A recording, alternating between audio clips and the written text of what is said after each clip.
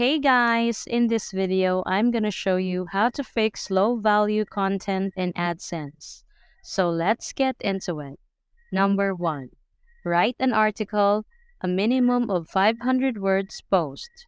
Number 2. Add internal and external links. Number 3. You should also make sure that your site has useful content that is relevant to what you are intending to do, such as a blog or informative articles. Google AdSense will not approve sites that contain low quality or spammy content. So that's all for this video, guys. If this video was helpful, please give us a like.